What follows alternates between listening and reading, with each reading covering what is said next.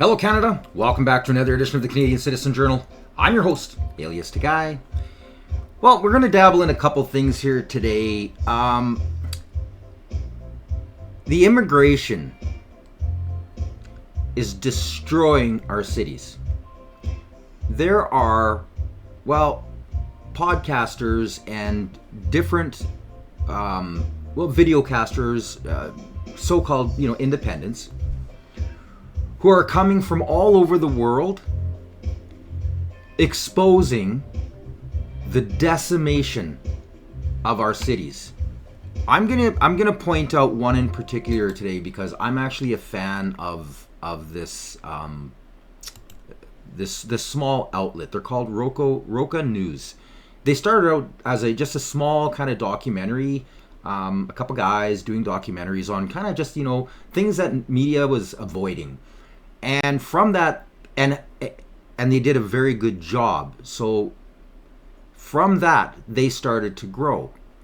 And then as they grew, they started to expand from kind of a community a view to a state view to a country view. And now they're stretching their arms out. And the reason I'm using them in particular is, first of all, I'm big fans of them. I like the way they grew. I like their honesty. I like the way that they don't take sides in anything. They give you just the facts. Sorry, just the facts, just the truth. So I'm a fan.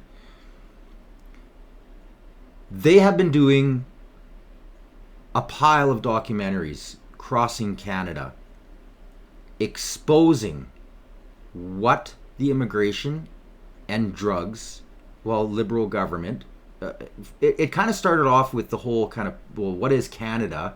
And then through doing it, the second they crossed over, they were hit with the reality that everything that they kind of grew up thinking Canada was untrue. So from there, they kind of went, okay, we're going to get away from this, what's Canada, because this is all bullshit, and started to actually dive deep into, were we always told a lie, or is this new? And I urge you to follow, and share them. Like I said, they're an amazing little organization. But through their growth and through their interest and breaking down these stories, they've realized that the stories they were being told of Canadians were true, but they're almost folklore now. Because in the last 10 years, we have completely fallen from grace. And now there's other great independents. We have some in Canada, and I got to point out and give kudos to Harrison Faulkner. He's kind of doing the same thing. He's kind of recognizable though, because he's already semi-famous within the independent and the journalist world. He gets recognized, and because he gets recognized, he gets the propaganda media has made him out to be some extremist, which he is far from that. He is a journalist.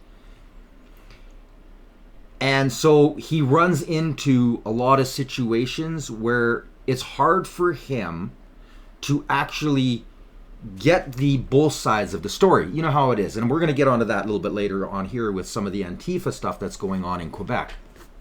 That'll be later in this broadcast. So anyways, back to this Roca. We're going to break down one of their videos that they just put out here. And like I said, I urge you, make sure that you click on the links. And I always supply the links. I'm not fake news. I give you all the evidence to watch this in its entirety. It's shocking. And now, because they've been doing this from city to city to city, there's been a common denominator that they've been finding. The safe supply and the immigration are our biggest demise. They are two major factors to put chaos into our society. And then we're going to break down some numbers and kind of just expose the new lies that the Liberals are going to start using in Parliament that no other media has caught on to yet. But I'm going to show you the math and just kind of expose the bullshit that propaganda and liberals are going to be using and have already started using. And like I said, nobody's really caught on to this. So let's just dive into this. Get ready, people. Get ready. They call this Canada's Red Pill City. A river divides Windsor, Canada from Detroit. And politics divide Windsor's own people. There's such a division right now. Liberal, conservative, it's divided Canada. On one side are immigrants who say it's heaven on earth. Is really a paradise. Paradise on earth. Windsor is a good city. Perfect. On the other side are angry Canadians who say their leaders are not putting them first. We got pedophiles coming to this country, rapists, murderers, ISIS members. Economy-wise around here, their jobs? After letting all the immigrants in? No. Across Ontario, people told us that Windsor's people were livid about Trump and the tariffs. That these people were wrong. In Windsor, people told us the tariffs barely mattered because the jobs had already left. Do you worry about the impact of tariffs on Windsor? Windsor was dead before Trump came along. It was already dying before he came along. He's not going to help it. He's not going to make it worse. You have politicians who have put a lot of these immigrants up in the motels at taxpayers' expense. There's Canadians that don't have a job. We can't afford rent. You have these people that will come in, rent out a nice little house like this or this house over here that just sold, and they'll subdivide the house and they'll move 7 or 8 people in, putting working people like myself right out of the market. Down in the States, you guys had slavery. Up in Canada, we have a new form of slavery. It's called the Temporary Foreign Worker Program. Tim Hortons, Walmart, McDonald's, they would rather bring in a temporary foreign worker, get half the wage from the government, while the foreign workers are also getting $3,800 a month and put up in a hotel. When higher-ups are asked, why are you doing this? Well, because Canadians don't want They don't want these jobs. They're not making enough money. Minimum wage is not good enough. Well, no, it's not. When you have $3,000 plus utilities, you can't afford that on minimum wage. You're going to hear passionate people, liberal, conservative, it's divided Canada. I don't know how much you know about history. If you understand how Adolf Hitler came to power, how he came to manipulate the German people, how he was able to use the Jews as a scapegoat, it would be the exact same thing that's happening with immigration right now. They're using the same excuse. They don't. Boom. Boom. Now, this guy, his numbers are almost bang on. Now, there's this whole lie that immigrants are getting 82 checks totaling $82,700 a year. That's a lie. Within the total part of the year, yes, that is the accumulative investment. Now, some don't get that much.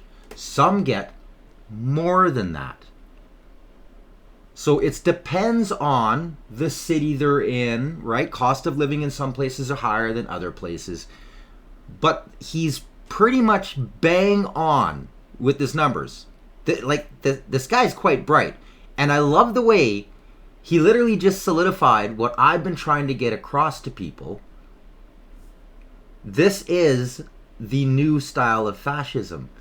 They have twisted the whole idea of a perfect race and now are using the immigrants to come in order for them to take away the power of the people and control what's going on in a nation through, guess what? Votes. Now, Elon and a whole bunch of other people have come, they're still out there screaming, saying, you are literally being replaced. And yes, this is replacement theory. That is exactly what they are doing. And kudos to this guy, because he's on the ball. He's on the ball. They don't want people to stand up. They don't want people to unionize. You can't speak up because if you do, you just go home. It's a temporary system anyway. We don't owe you anything. We have less overhead, less cost. Whenever we discuss immigration and stuff like that, all of a sudden you're racist. No, we're not. Oh yeah, racist. You're racist just because I have a different view. Racist. No. My family is Polish. They came from Poland. They came here. They blended in. I'm going to ask you a question. In your opinion, what is traditional family values? Honestly, getting married and having kids. Then in the eyes of the liberals, you're an extremist. I assumed those people were unusually conservative, and we didn't plan to make the story about this. Yet as we kept exploring, I realized they spoke for a lot of people here. Why do they keep voting in the same party? It's because it's corrupt. It's fixed. People in Canada, they just accept it, right? Time to wake up. We got pedophiles coming to this country. We got rapists, murderers. We got ISIS members. If you're so concerned about your country, then go back. You're here for a free ride. You don't work. Like, I don't got time to protest. I work 7 days a week. I believe in welfare should be workfare. You want to better your life, go to school. I got no problem with our tax dollars helping somebody change their life around. But if you want to, bleed off the system, no. Pull them off the system. What is the tax rate like here? Like if you, for whatever, how much of your? 46 to 54%. 46 to 54%? Yes. Just for, That's just your paycheck. And then when you go buy anything, you buy fuel, your groceries, anything, you're taxed on everything in Canada. Probably mid-70s, 80s, they decided, okay, women wanted to work. Got no problem. A lot of great workers, women and everything else. But then instead of single one-man household income that could raise a whole family and buy a new car, and now it takes 2 incomes. And this is what I found. I tried to do a survey months ago. And this is what I was running into. So when the news comes out and they say, oh, most educated people vote liberal, they can use that all they want, because what I found is that most people I talk to, depending on the amount of years that they had put into schooling and the type of work that they were involved in, so if they were like a doctor or that way up, that long, lawyers, etc., that they knew less about the reality of what the government was doing than those that worked in the trade class. And the kicker to it is really the most politically astute were rural. They were rural farmers, ranchers, small town. They were the ones that actually knew bills, could give you a bill, could say Bill C-11, could say and tell you what's in it. They could actually throw numbers. The typical tradesperson, the typical hard-working Canadian, as the Liberals like to call them, uneducated. They're not uneducated. Most Canadians, in fact, I would say the largest portion of Canadians that would fall under the Liberals' supposedly uneducated, are way smarter and way more diversified in their knowledge than people who are singularly trained. This is just a fact.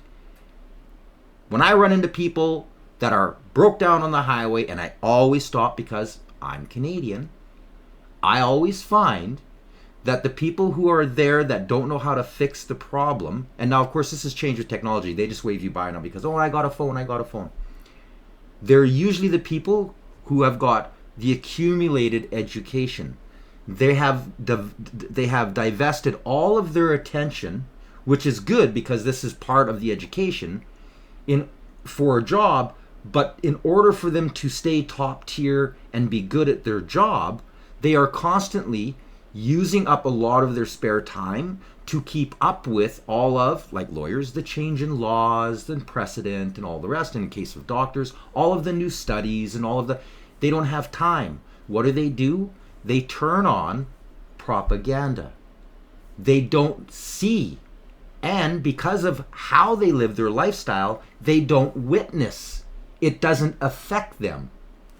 So that's why you'll find when you walk down the street and you talk to most everyday hardworking Canadians, not that doctors aren't hardworking, they're all hardworking, but what I mean is like the typical blue collar, the middle class that has been decimated from our country thanks to the Liberals. They are the keenest people if you want to know what's going on in Canada. They know what's going on. They're the first to feel it. They're the first to hear it. They're the first to look it up to find out what's different because they're the ones whose life is being affected by it. Big difference. We're going to scroll ahead here a little wee bit. And by the way, that guy was bang on the money. Bang on the money. You want to check out a place in Windsor, and trust me, just be careful. Go to Glengarry. Look up Waterloo.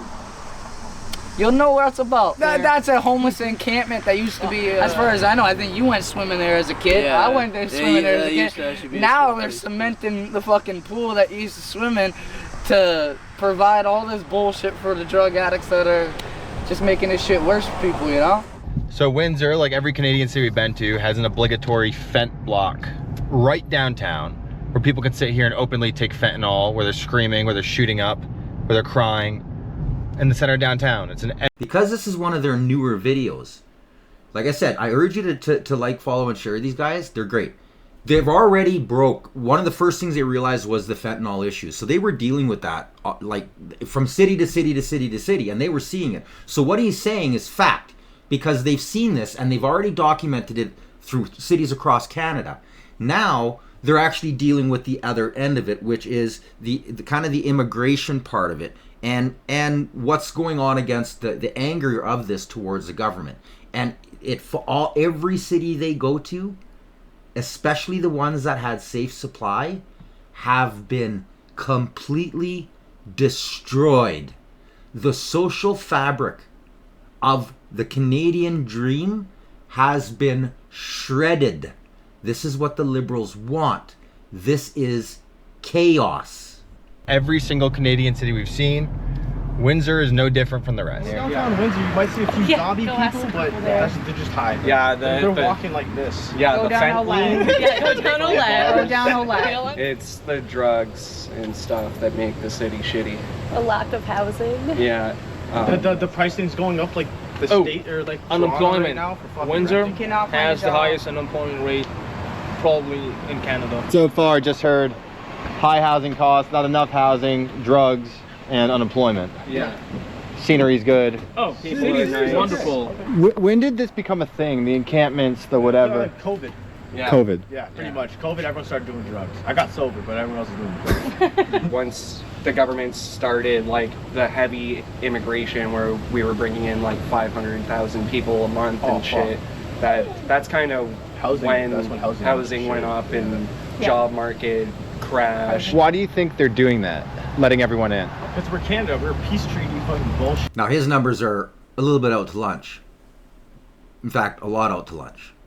For 2 nights. Everyone else gets treated better than the Canadians. We're known as the peacekeepers, and like, I'm all for it. I love everybody. They're afraid of being called misogynistic or not understanding or homophobic or racist, whatever the situation is. Nobody wants to step out and be the first person to be like, hey, this is an issue that we all live together. We all gotta fucking figure this out. Today, that's not only an immigration thing, but like sexuality, mentality, all of that. I feel like people are taking an inch and running a mile with everything.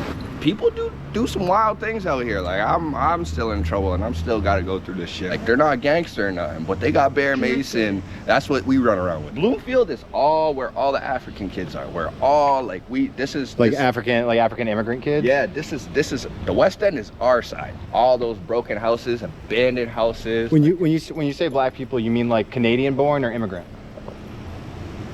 Take a look over there. Like those type of people, you know? Those A black Canadian. You heard that right from a black Canadian. Listen to what he's saying. Those people are from Bahamas. Oh yeah? Yeah. They moved here and they get paid. They just get paid to live here. Our taxes will go to some people like over there too. Like they just made brand new houses for those little kids over there. Like a whole new park. You gotta talk to a real immigrant about that. We kept hearing the immigrants were getting money and free housing from the government. We wanted to know if that... Now, he's absolutely right. And this is one of the things that the immigrants are doing in order to scam money from the Canadian government. And the government hasn't said shit about it. And it's also a reason on why not only are a lot of the housing gone, because the government is guaranteeing checks to people who are renting their homes out, but they have also allowed big money from these countries.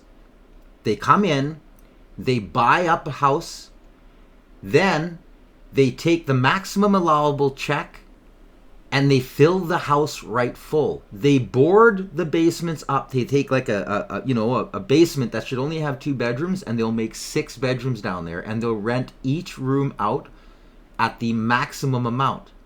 And there's a lot of scamming going on where sometimes they'll actually pay the immigrant some of that money back in order to get them to come and live in their house. So now they're making like $10,000 to $30,000 a month of Canadian taxpayers' dollars, and they're giving a small portion of it back to the immigrant that's living there as a kickback. This is the money that's funneling This is the lawlessness that the liberals have purposely allowed to happen. It's just crushed the housing market. And because of it, it's driven the price of houses up. So now all of these houses, they're being bought, they're being packed right full of immigrants. They're making piles of money off it. What do they do with the dollar? Right away, they turn around and they buy another house. They do the same thing. Then they buy 2 houses. They do the same thing. Then they buy 4 houses. Then they do the same thing. This is the scam. Now, listen to some immigrants. What does it mean to be Canadian? Like, what values do you think Canadians have? I'm happy for it to become Canadians. And they have a nice people and nice government, and how they help us so much. Canadian government, they bring us here in Windsor. Yeah, they give us hotel room for free, and they pay us some little money to buy some snack, food, some lunch. Yeah, they help us very, very much. So how old were you when you came from Nigeria to here? Like 5. How's Canada? I actually come here because it's like better America. It's better America like in every way. Quality of living, nice people. I feel like the people care a bit more. They care a bit more. In America, I think they care a bit less. Government actually provides like income for my family, benefits that like. And make sure you read his shirt. Provide for like making sure my family stays stable in like tough times. And don't have the luxury in America, and that's like I feel like that's kind of evil. Do you identify more as Nigerian or more as Canadian? I identify as Nigerian, but I know I'm Canadian. In our conversations, the native and immigrant-born perspectives were diametrically opposed. To Canada-born people, things had fallen apart. To immigrants, this was heaven on earth. On YouTube. Where are you guys from? I'm Windsor. From Syria. You're from Syria. You're born in Windsor. No, I'm born in Syria, but I live in Windsor. Windsor is a good city. It's nice, and it's like beautiful. That's it. Perfect. How long have you lived in Windsor? Now, I don't blame any immigrants. Canada needs immigrants. There's no doubt about that, especially since now you have no ability to have kids because you're taxed so high that both you and your spouse are working full time just to try and save money for when you can't work anymore and you need to retire. Your entire life is devoted to dying. That's Canada. That is what our system has allowed to happen. So the population rate has completely dropped off the face of the planet. This is happening in most civilized democracies. It's done on purpose, people. They don't care about you. They don't care. These people, they're coming for a better life. And if they're coming and they're going to get all the free money and all the rest of it, I mean, really, you cannot blame them. They are looking for a better life. The problem is, they're not going to see the reality of what's happening to Canada. And then what happens after a certain amount of time when they get their citizenship? Who do you think they're going to vote for? Liberals. We're going to move ahead a little wee bit. One thing we kept hearing off camera was that Canadians were angry about pro-Gaza or anti-Israel protests. And then before we left, we passed a march on the riverfront, and this is what we saw. What's going on here? So basically what's going on is we're walking in commemoration of Imam Hussein. Let's all go to the front. And we go out 40 days after the day of his death every year. And you are Shia, correct? We're all Shia Muslims. So if you are any kind of patriot, I don't care left wing, right wing, if you're a patriot, you love your country, you love standing against corruption, okay, then you would love this man. So the common denominator between all the resistance groups that are, for example, fighting for Palestine today they all love Imam Hussein. Hamas? All of them other than Hamas. We stand for everybody. It doesn't matter if they're Sunnis, Catholics, Christians, okay? We stand with everybody. So when the people in Gaza got decimated. The only people that stood for them are the Shias. The Houthis, Iran, I'm from the U.S., right? Like a lot of people in the U.S. think all these terrorist groups, the whole thing. Yeah. What do you think? Oh, I don't think they're terrorists whatsoever, right? I think straightforward, right? You just look at them, and if you look at their doctrines, you look at what they believe in, you look at the actual literature, you see that these groups are just resistance groups, and they just resist whatever oppression that they were dealing with. What do you think the fate will be of Israel? Oh, Israel is not gonna exist in 5 years. You heard that. So much for all of the love and the peace and the acceptance and the LGBT and all the rest of it. This is the fiction that Canadians see, Canadians know, but propaganda is trying to scrub out. And we're going to get to that a little bit later in the episode. Listen carefully. Now, your colleagues at the National Post recently broke a story about fake visas. Can you walk us through exactly what they uncovered? Sure. So my colleagues work with the Investigative Journalism Bureau, which is a nonprofit that focuses on producing in-depth reporting. And they looked into this practice where some Indian communities in Canada sell fake visas so that people can, immigrate to Canada under false pretenses. Or on top of that, they can smuggle people from Canada to the United States or from the United States to Canada. So what they discovered is that there is an entire ecosystem of people openly advertising these services online on social media. And the price seems to be about 4,000 Canadian dollars to be smuggled across the US-Canadian border, and about $40,000 to be smuggled into Canada using a fake visa. Now, one thing I want to clarify is that these visas, some of them seem to be legitimate visas that are issued under false pretenses, and some of them seem to be just fully fraudulent. So for the ones that are fully fraudulent, essentially the idea is that someone can use this visa to fly to Canada, but when they get at customs, the visa will likely be discovered as being fake. And then at that point, the migrant can then claim asylum right away. And what that means is that they are automatically put on a long waiting list for their case to be adjudicated. And that means that they can live in Canada for years while their asylum case is seen, and they can find other ways to kind of like slow down the process. And during that time, they have access to a large number of social supports that Canada offers. So obviously that system is, pretty vulnerable to abuse. Now, for the legit visas that are issued using false documents, essentially what happens is that these smugglers will forge pay stubs, letters of employment, bank statements to give the impression that, let's say, a farmer from the middle of Punjab is actually a professor who has a large amount of money in his bank. And then they're able to use that, sometimes in partnership with some fraudulent officials who are working in India, to get these visas. And then they use that to, get into Canada.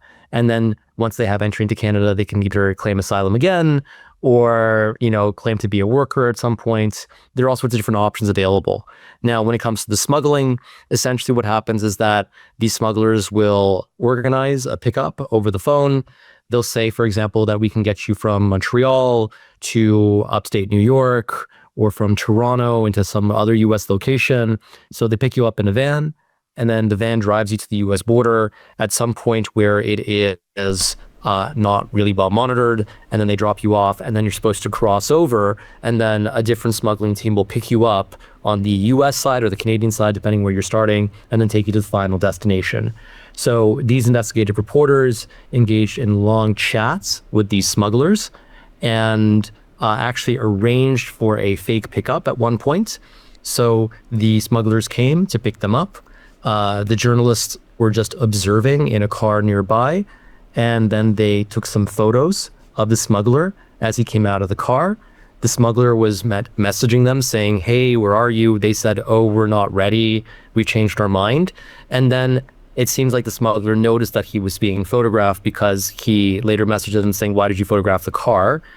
Now, one thing I want to clarify is that the people that the journalists were messaging, they were not the same person as the driver. So it suggests that this is a sophisticated system where you have people who are coordinating and you have actual drivers. So this is not just, a 1 or 2 person operation. And on top of that, for these investigative journalists, when they looked at the social media accounts that are associated with some of these advertisements, they identified a few key individuals who were quite recurring. And sometimes these individuals would pose with guns, which suggests that there is an element of violence that is associated with these operations, which is not surprising because this is fundamentally human trafficking. Now, I really want to emphasize here that for the people who were involved in smuggling operations, they seem to overwhelmingly be Indian and overwhelmingly Punjabi. And this is something that the journalists were able to ascertain on the basis of what language these smugglers were speaking. And then, of course, for example, the guy who came out of the car in that sting operation, if I recall correctly, he was also wearing, a turban because he was Sikh. He's not saying in this interview that it is Indian smuggling, just Indian. What he's saying is that it seems as though the majority of the smuggling rings are of Indian descent. They don't care what nation. And they have been doing it and became so sophisticated that now the ring has grown. They are in parts more than likely of even government, which I've blown in previous episodes. That's exposed. They aren't just smuggling in Indians.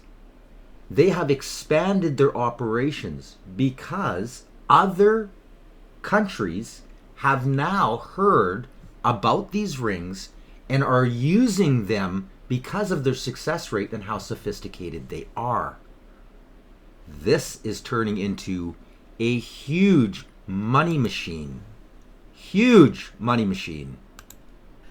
But what happened is that CP24 then did a story on this, and I thought it was a quite useful example of media bias and a case study in irresponsible reporting, because the story was written as a sob story, saying, look how sad it is that this family is being deported. Now, he's talking about a family that came in, they applied, and of course, in the application, he's saying, "Oh, it's political. If I go back, they're gonna, because I'm political, they don't want me. They're gonna end my life." And that all got proven wrong. All bullcrap. He came from a democratic nation where there was no violence between parties, and this is how the media portrayed what was going on. And this happened on most major media. They pick up these stories and they don't tell you. They try to hide the fact of the reality of why they were turned down. And this is happening less and less and less and less and less in our government, because the system, thanks to Sean Fraser, has been completely shattered. And only deep into the story, towards the end, on the 15th paragraph, does the reader learn that an immigration officer found that there was insufficient evidence. I'm a journalist and a columnist, and if I were writing this story, and the question is whether or not someone should be deported, I would put at the very top the fact that the Canadian government did not find evidence that they would face a threat at home. And how? See? Propaganda, people. Propaganda. This is the strong arm of any socialist, communist, fascist, or dictatorship. Canada has suffered this for generations, which I proved on a previous episode. The documents are all there. You can actually see the funding that came in with Pierre Trudeau. They created Trudeau-mania. They created this. They were forcing socialism on Canada. The bias was just, it was there. But back then, they didn't have this new technology, this new medium to get the truth out there. This is why we suffer major censorship. Again, previous episode, even a musician has come and spoken out who through X has proven that the Canadian government is actually censoring Canadians using Bill C-11 in order to make sure you don't hear the truth. If you say anything that goes against the party, the ideology, you get censored. This is why you need to like, share, and subscribe. I'm going to point some things out here. So in order to be a permanent resident, okay, you have to have lived here for at least 1,095 days. 3 years within the last 5 years. Okay? Now, the rest of this is all kind of irrelevant to where I'm going with this. Here are the government stats. Okay, so if you look very carefully, you can see, now you got to remember, 3 to 5 years is what it takes before they get their citizenship. Now you can notice, 2018, this increase that you're starting to see is liberals are in power and they're slowly jacking up immigration. 3 to 5 years later, you're seeing the citizenship rate lift. Then COVID hits. When COVID comes in, the offices close down. Citizenship is put on hold. Once COVID is lifted and the offices start getting back to work, there's a huge spike. They're doing a catch-up. So here is the catch-up that you're starting to see. Now you got to remember that this timeline. Now this catch-up takes a while for them to do it. So this is all catch-up. This is like the citizenship catch-up. Now if you calculate the distance in time when they stop bringing immigrants in because of COVID, the numbers drastically fall as well. They were pretty much zero. These are the stats that we are now seeing today. So this citizenship rate that you're seeing, the supposed drop that the Liberal Party and propaganda are using, saying, well, look, no, citizenship is down. This is bullshit stats. They're still bringing in way too many immigrants, as Michelle Rempel points out. This is bad math. This is propaganda. The reason that it looks like citizenship is down is because we're starting to see the lack of people that were brought in through COVID applying for citizenship. Numbers don't lie. Math doesn't lie. Politicians and propaganda lie. Now you work out the actual population growth. When the Liberals came into power, you work it right out, our number was 35.7 million people. And if you go to 2024, we are now at 41.29 million people. This is Canadian citizens. Citizens. Break down the math. That is a 15.68% increase in population. If you take a very close look back at this chart, you will then see that this spike is coming. It's already affected. Do you see where the spike is? It's already affected the last election. This is the replacement theory. It's not a theory. It's real, and it is happening. What's going to happen by the time the next election hits? You're going to see all of the rest of this spike because we're allowing these new citizens who are all liberals. The liberals, they meet them with bags, hand them liberal bags. You're a liberal now. Here, liberals let you in. Remember, it was the liberals that did this. It's the liberal. They come in. All they care about, and then of course liberals go to these communities and they make sure you go and you vote. Now you're a citizen, you vote. This is the replacement. This is what is happening in Canada. Now I'm not against immigration, but I am against flooding our country to take power, to destroy our economy for profit. This pisses me off. And it puts immigration in a bad light. And this should be unacceptable. We all understand the immigration. But the liberals and propaganda are using this against us. This is a fascist socialist ideology that has been upended. They have turned it and used it against us. This is the destruction of Canada. Now you throw in chaos, well, and then the rest hits. Let's break this down a little wee bit more. I'm going to show you an article. Now, this is already an older article, okay? This is from 2018. But I want you to listen carefully to what this points out. The United States was so this is the UN Declaration of Immigration that was pushed forward. Canada jumped on this right away. They did it because this was pushed by the World Economic Forum, who is embedded to the UN. They've taken over the UN. These are all the global elites. So the United States was the first country to openly oppose the pact, and the only one to not sign on to the initial agreement over the pact in July.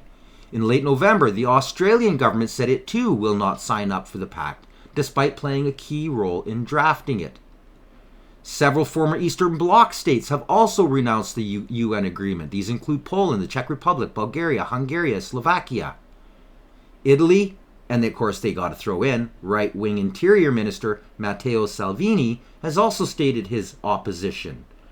Austria has said that they will not sign it. The Dutch have said that they will not sign it.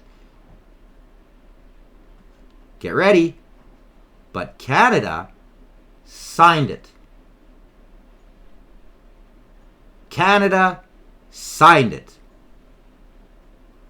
Because most of the government, as any of you will already know, especially if you've watched previous episodes, our Liberal Party has been completely infiltrated by the WEF.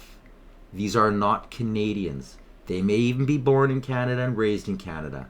They are part of the global cabal. They want one world order. Any politician who talks and promotes the new world order or the world order, fire them.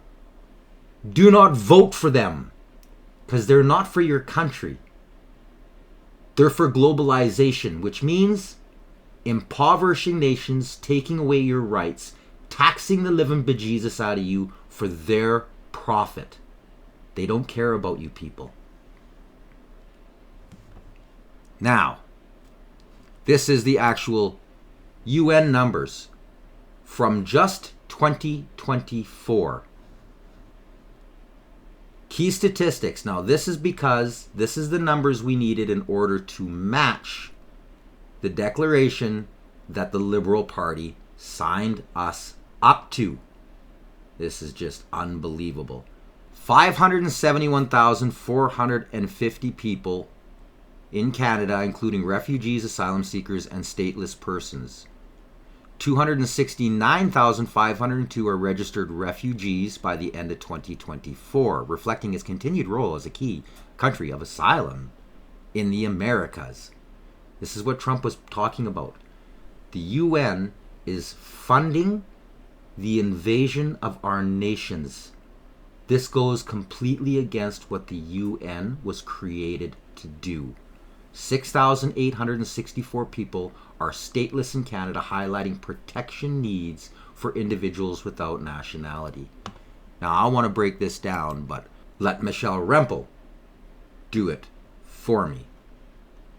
So let me give you a rundown on what some of the worst numbers are. And I'm sorry to be the bearer of bad news, but it's really bad. Okay. Temporary foreign workers. So these are people that the Liberals let into the country, a lot of them in very low-skilled job areas. They're not temporary residents in Canada. They're people who directly compete with Canadians for Canadian jobs. And this whole program suppresses wages, right? And I don't blame people for wanting to come to Canada, but these numbers are going to shock you. So in last year, the Liberals promised that they would cap the temporary foreign worker program for the entire year of 2025 at 82,000. And at the end of June, drum roll, do you want to guess how many of the 82,000 the Liberals have let in at the end of June?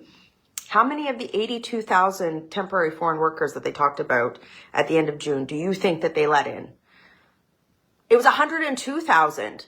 So we're only halfway through the year, and the Liberals have already not only blown past their cap, their so-called cap, they've exceeded it by over 20,000 people. And we're not even halfway through the year. Imagine that. They have let, what's about 100,000 people? I want to say It's kind of the size of Kelowna. Imagine a city the size of, 100,000 people. They've let that amount of people in the first 6 months of the year. No wonder they were hiding this data. Now, the important thing to underscore here is that the Liberals, they know that we're in the middle of a youth jobs crisis. What was it? 1 in 5, 1 in 4 students that were returning to school this summer. They couldn't find it, or this fall, they couldn't find a job this summer. That's crazy. Like, can you imagine that? So they knew, the Liberals, Mark Carney knew there was a youth jobs crisis. And yet every employer that was like, well, I need low-skilled foreign labor that suppresses Canadian wages. Can I hire that? The Liberals were like, yep, go ahead, giddy up, let's bring people in. Like again, I don't blame the people for wanting to come to Canada, but what about Canadians that are struggling to find work? There's stories of kids that are putting out thousands of resumes, hundreds of resumes, and not getting an interview. And why? Well, it's because the Liberals are just saying, yeah, okay, we'll just issue these temporary foreign work permits. Like, think about this. It's 6 months of the year. Like, we're not even halfway through the year, and they've already exceeded their cap by over 20,000. No wonder they were hiding this data. I'm just blown away. So there's another program that one kind of fits into. It's called the International Mobility Program. So again, it's got like a lot of foreign labor attached to it. I won't get into all the technicalities. So their total cap for the year that they estimated last year, that they promised in their levels plan, was 285,000. How many of that 285,000, the total amount of, like, it's essentially foreign workers, give or take, how many do you think that they let in by the end of June? That was the question I asked on Friday night. Okay, out of 285,000, how many do you think they've let in 6 months? 302,000. 302. We're not even halfway through the. Can you imagine being the immigration minister?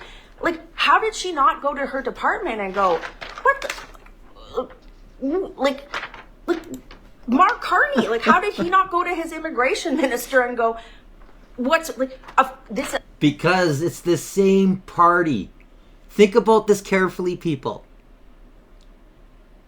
The supposed new Carney government has done jack crap since it got elected.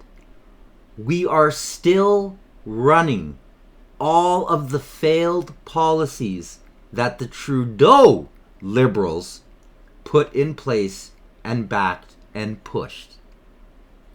It's the same party, but now they have control, thanks to Bill C-5, to finish the job.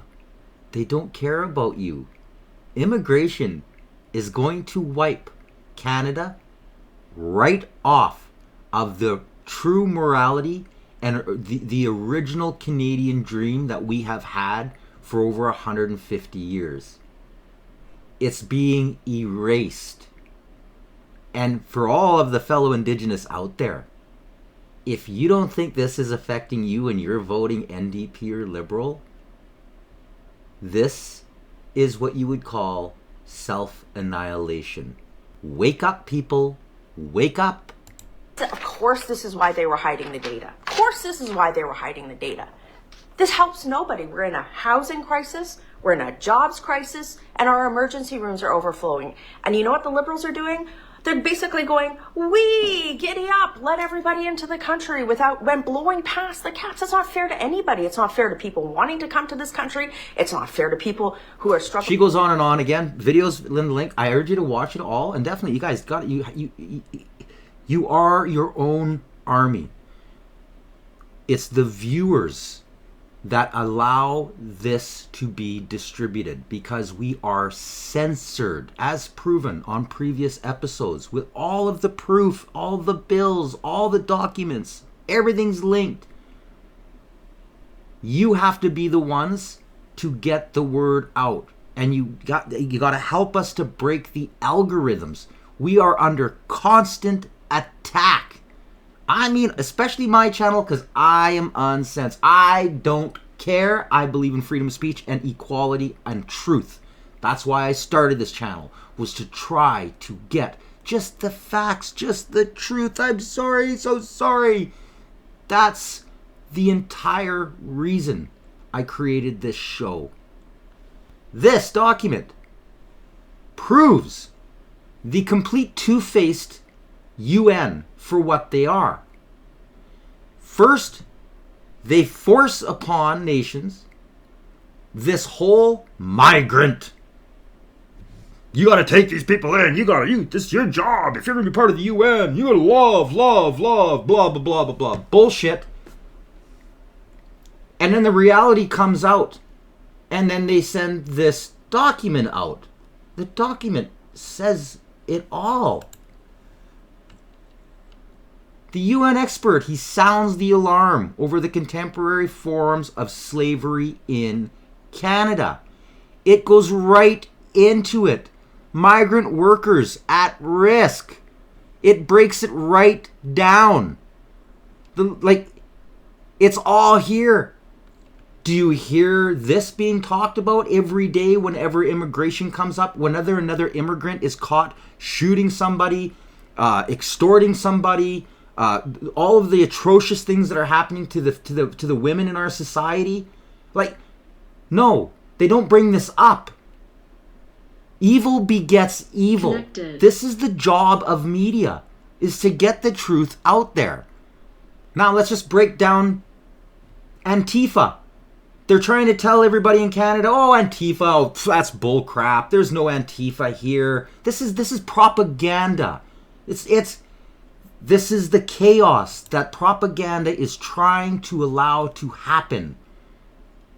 Listen carefully. This guy is amazing. And again, Rebel News. This is Alexa Lavolée. She is amazing. She is the one who concentrates in Quebec. Listen to this man speak. I live in this building and I woke up to some barking and I found these. That's number one. So I didn't really choose to be here. I just happened. He wasn't even part of the parent movement to remove all of this fake sex ideology that they're forcing on kids in schools. These are parents speaking up. And we're going to break down why the numbers are so low this year. And you won't be shocked, but it'll sure put two and two together. To live here. Unfortunately, I live in Montreal, full of this stuff. Everything they stand for is wrong. They label us the fascists. They are the fascist ones. Look at them. Every single one of them has their faces hidden. Nobody here has their face hidden, right? Why is that? Because they know they are ashamed of themselves. They know everything they stand for is wrong. Their messages say, protect the kids. Protect them from what? Protect them from their own ideology. They are the ones going in schools, teaching kids about sexuality. Kids should not be taught about sexuality. Kids are kids. When a kid turns 18 years old, they choose their sexuality. They don't understand that because they are the kids. We're not transphobic and all that. They are the That's what they stand for. It's clear that's what they're calling for. They're beeping out effing fascists, by the way. And then they talk about Palestine. I bet you half of these, maybe 90% of them, don't even know what they're talking about when it comes to Palestine. I'm Lebanese. I come from Lebanon. I'm Canadian citizen now. I lived in this country for 12 years, and I'm trying everything I can to get the hell out of here. Especially to get the hell out of here. This country for 12 years, and I'm trying everything I can to get the hell out of here, especially Quebec, especially Montreal. This is a great sample. Look. Hundreds on the other side and barely 10 on this side. It's so unfortunate. Canada is based on Western values. All this has nothing to do with Western values.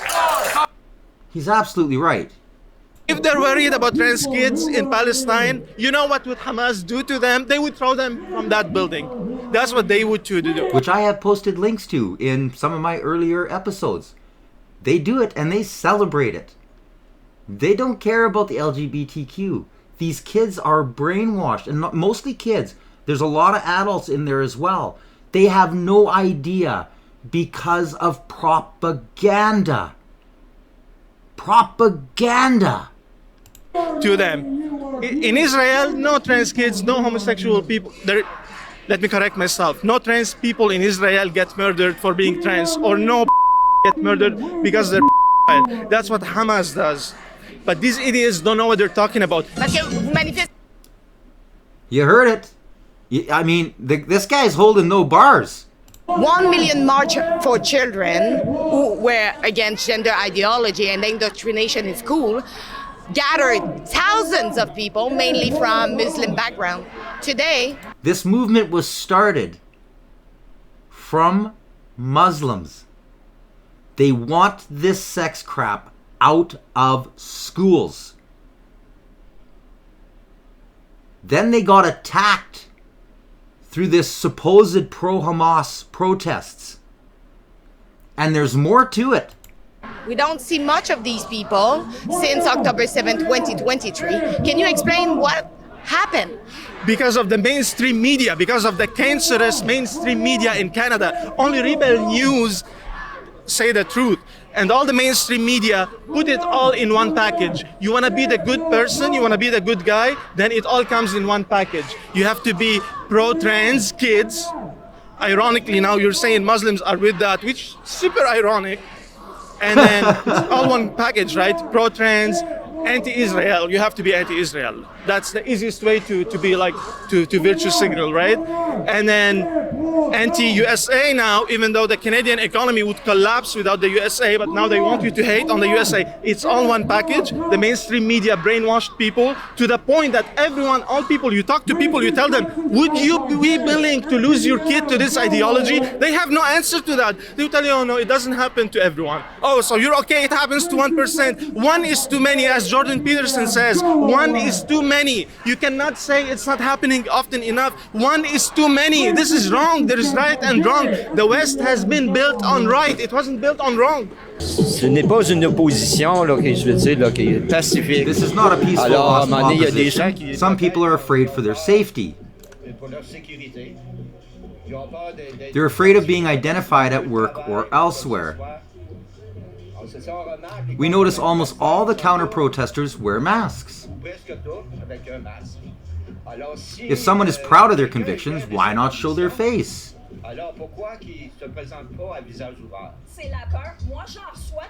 It goes on. These people are, like, it's crazy. And then you have the Antifa end of it.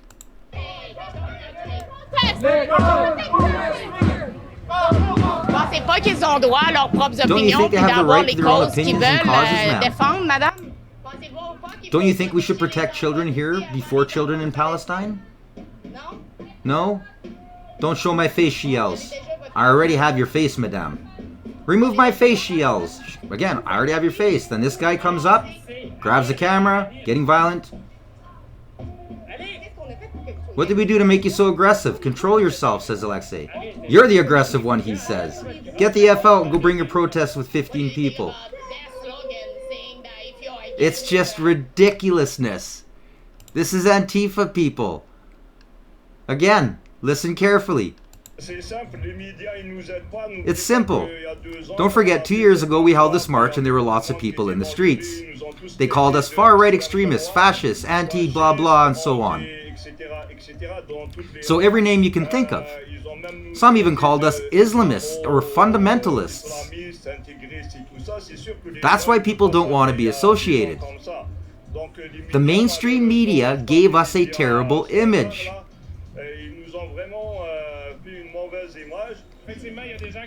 Yeah, some people may have gone over there because it's easier to join those ideologies.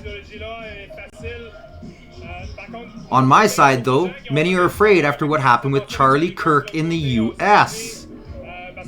We see where the aggressive language comes from. And that's why some prefer to just stay home with their kids and wait for the storm to pass.